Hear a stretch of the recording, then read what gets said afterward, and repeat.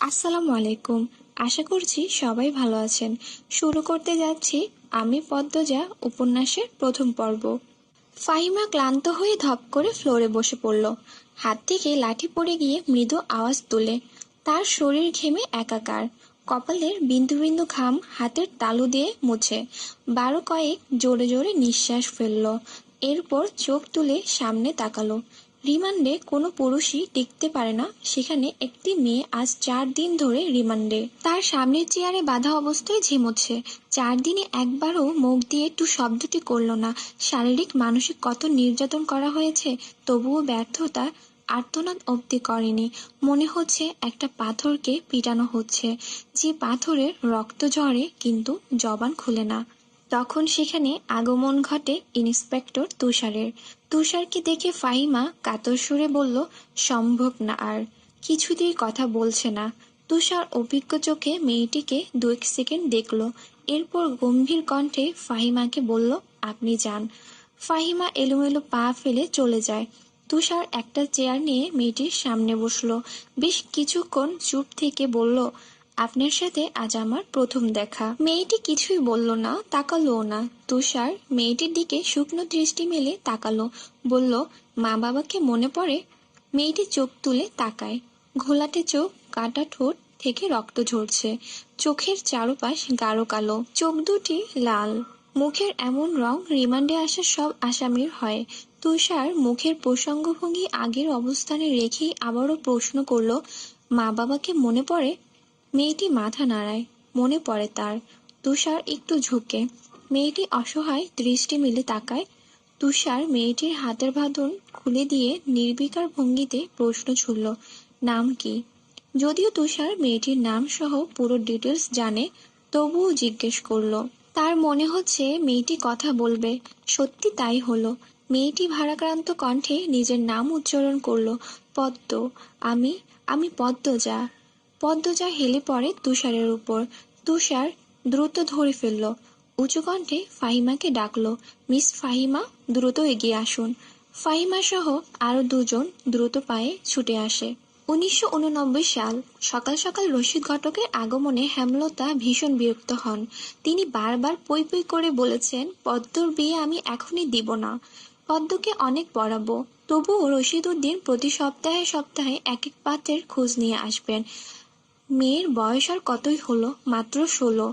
শামসুল আলমের মেয়ের বিয়ে হয়েছে 24 বছর বয়সে। পদ্মর বিয়েও তখনই হবে পদ্মর পছন্দ মতো। হেমলতা রশিদকে দেখেও না দেখার ভান ধরলেন। রশিদ একদলা থুতু ফেললেন উঠানে। এরপর হেমলতার উদ্দেশ্যে বললেন, বুঝেছ পদ্মর মা, এইবার যে পাত্র আনছি এক্কেবারে খাঁটি হীরা। হেমলতা বিরক্ত ভরা কণ্ঠে জবাব দিলেন, আমি আমার মেয়ের জন্য পাত্র চাইনি, তবুও বারবার কেন আসেন? যুবতী মাইয়া, ঘরে রাহন ভালা না। মেয়েটা তো আমার, আমাকেই বুঝতে দেন না। হেমলতার কণ্ঠে বিরক্ত ঝরে পড়েছে। রশিদ অনেক চেষ্টা করেও সুবিধা করতে পারলেন না। ব্যর্থ থমথমে মুখ নিয়ে সড়কে পা রাখলেন। প্রতিদিনই কোনো না কোনো পাত্রপক্ষ এসে হাতে টাকা গুঁজে দিয়ে বলবে, মোর্শেদের বড় সিরিডারে চাই। রশিদ নিজে নিজে বিড়বিড় করে আওড়ান, গ্রামে কি আর সেরি নাই? একটা সেরিরেই কেন সবার চোখে পড়তে হইব? চাইলেই কি সব পাওন যায়? পূর্ণা স্কুলের জামা পরে পদ্মজাকে ডাকলো, আপা, এই আপা, স্কুলে যাবি না? আপারে। পদ্মজা পিটপিট করে চোখ খুলে কোনো মতে বলল, না। পরপরই চোখ বুজে ঘুমে তলিয়ে গেল। পূর্ণা নিরাশ হয়ে মায়ের রুমে আসে। আম্মা, আপা কি স্কুলে যাইব না? হেমলতা বিছানা ঝাড়া রেখে পূর্ণার দিকে কড়া চোখে তাকান। রাগী সুরে বললেন, যাইব কি, যাবে বলবি। পূর্ণা মাথা নত করে ফেলল। হেমলতার করা আদেশ, মেয়েদের পড়াশোনা করাচ্ছি অসভ্য ভাষায় কথা বলার জন্য নয়, শুদ্ধ ভাষায় কথা বলতে হবে। পূর্ণাকে মাথা নত করতে দেখে হেমলতা তৃপ্তি পান। তার মেয়েগুলো মান্যতা চিনে খুবই অনুগত। তিনি বিছানা ঝাড়তে ঝাড়তে বললেন, পদ্মর শরীর ভালা না, সারা রাত পেটে ব্যথায় কাটছে, থাকুক, ঘুমাক। পূর্ণার কিশোরী মন বুঝে যায় পদ্মজা কিসের ব্যথায় কেঁদেছিল। সে রাতে নানাবাড়ি ছিল বলে জানতো না। ভোরে চলে এসেছে। নানাবাড়ি হেঁটে যেতে 5 মিনিট লাগে। পূর্ণাকে চুপচাপ দাঁড়িয়ে থাকতে দেখে হেমলতা বললেন, তুই যা, মাথা নিচু করে যাবি, মাথা নিচু করে আসবি। আচ্ছা আম্মা। পূর্ণা রুমে এসে আয়নার সামনে দাঁড়ালো, নিজেকে খুঁটিয়ে খুঁটিয়ে দেখলো। এরপর গত মাসে মেলা থেকে আনা লাল লিপস্টিক গাঢ় করে ঠোঁটে মাখে। 14 বছরের পূর্ণার ইদানিং খুব সাজতে ইচ্ছে করে। হেমলতা সেজেগুজে স্কুলে যাওয়া পছন্দ করেন না বলে পূর্ণা আগে লিপস্টিক মাখেনি। তিন দেয়ালের কাঠের ঘড়ির কাঁটায় সকাল 10টা বাজলো মাত্র। এখনো পদ্মজা উঠল না। হেমলতার মেয়েদের রুমে ঢুকেন। পদ্মজা দু হাত ভাঁজ করে ঘুমোচ্ছে।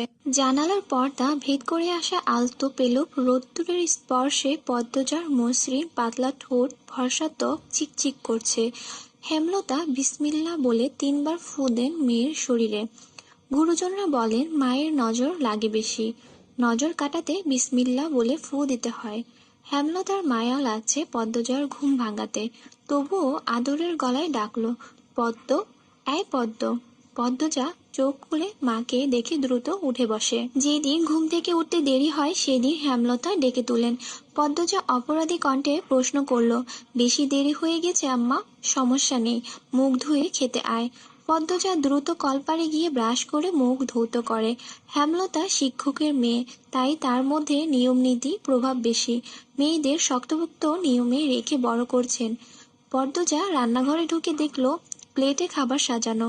সে মৃদু হেসে প্লেট নিয়ে টেবিলে গিয়ে বসলো। তখন হেমলতা আসেন। পদ্ম দ্রুত ওড়না নিয়ে মাথা ঢাকেন। হেমলতার দেওয়া আরেকটা নিয়ম, খাওয়ার সময় মাথা ঢেকে খেতে হবে। পদ্মজা নিশ্চুপ থেকে শান্ত ভঙ্গিতে খেতে থাকলো। হেমলতা মেয়েকে সহজ কণ্ঠে বললেন, তাড়াহুড়া করছিস কেন? মুখ ধুতে গিয়ে চুল ভিজিয়ে এসেছিস, খেয়ে রোদে বসে চুলটা শুকিয়ে নিবি। আচ্ছা আম্মা। আম্মা, পূর্ণা প্রেমা আসে নাই? পূর্ণা আসছে, স্কুলে গেছে। প্রেমা দুপুরে আসবে। আম্মা, আব্বা কবে আসবেন? পদ্মজার প্রশ্নে হেমলতা দাঁড়িয়ে পড়লেন। শুকনো গলায় জবাব দিলেন, জানি না। খাওয়ার সময় কথা বলতে নেই। হেমলতা চলে যেতেই পদ্মজার চোখ থেকে টুপ করেই এক ফোঁটা জল পড়ে পাতে। পদ্মজা দ্রুত হাতে উল্টো পাশ দিয়ে চোখের জল মুছে। পদ্মজার জীবনে জন্মদাতা আছে ঠিকই, কিন্তু জন্মদাতার আদর নেই। সে জানে না তার দোষটা কি, কেন নিজের বাবা বাকি বোনদের আদর করলেও তাকে করেন না, কথা অবধিও বলেন না। 2বার মাকে জিজ্ঞাসা করেছে সে, আমি কি তোমাদের সত্যিকারই মেয়ে আম্মা? সন্তান হয় না বলে দত্তক নিয়েছো? আব্বা কেন আমাকে এত অবহেলা করেন? ও আম্মা, বলো না। হেমলতা তখন নিশ্চুপ থাকেন। অনেকক্ষণ পর বলেন, তুই আমার গর্ভের সন্তান, আর তোর বাবারই মেয়ে। এখন যা, পড়তে বস, অনেক পড়তে হবে তোর। ব্যাস এইটুকুই, এর বেশি কিছু বলেন না হেমলতা। পদ্মজার কেন জানি মনে হয় একদিন হেমলতা নিজ থেকে খুব গোপন কথা তাকে বলবেন, তবে সেটা যেন সহ্য করার মতো হয়। এই দোয়াই সারাক্ষণ করে সে। এত কি ভাবছিস, তাড়াতাড়ি খেয়ে ওঠ। হেমলতার কথায় পদ্মজার ভাবনার সুতো ছিল। দ্রুত খেয়ে ওঠে। আজকে আমের আচার বানানোর কথা ছিল। সন্ধ্যা কাটতেই বিদ্যুৎ চলে গেল। কয়েক মাস হলো গ্রামের বিদ্যুৎ এসেছে। 8 গ্রাম মিলিয়ে অলন্দপুর। তাদের গ্রামের নাম আটপাড়া। প্রতিদিন নিয়ম করে সন্ধ্যারাত থেকে 3 ঘন্টা গ্রাম অন্ধকারে তলিয়ে থাকে। আর সারাদিন তো বিদ্যুতের নামগন্ধও থাকে না। বিদ্যুৎ দিয়ে লাভটা কি হলো? পদ্মজা, পূর্ণা, প্রেমা 3 বোন একসাথে পড়তে বসেছিল। বাড়ি অন্ধকারে হতে না হতেই 9 বছরের প্রেমা খামচে ধরে পদ্মজার ওড়না। পদ্মজা মৃদু সুরে ডাকলো, আম্মা, আম্মা, আয় টর্চ নিয়ে যা। হেমলতার আহ্বানে পদ্মজা উঠে দাঁড়ালো। প্রেমা অন্ধকারে খুব ভয় পায়। পদ্মজা ওড়না ছেড়ে পূর্ণার হাত চেপে ধরে। টর্চ নিয়ে রুমে ঢোকার মুহূর্তে পদ্মজা গেট খোলার আওয়াজ পেল। উকি দিয়ে হানিফকে দেখে সে দ্রুত রুমে ঢুকে পড়ল। হানিফ পদ্মজার সৎ মামা। বুবু, বাড়ি আন্ধার কেন? বাতি টাতি জ্বালাও। হানিফের কণ্ঠ। হানিফ, আসছিস? হেমলতা রুম থেকে বেরিয়ে বললেন। হাতে হারিকেন। হানিফ সবকটি দাঁত বের করে হাসল। বলল, হ আমি। আয় ভেতরে আয়। হানিফ বারান্দা পেরিয়ে বড় ঘরে ঢুকে বলল, তোমার সেরিগুলান কইতে? আছে রুমেই, পড়ছে।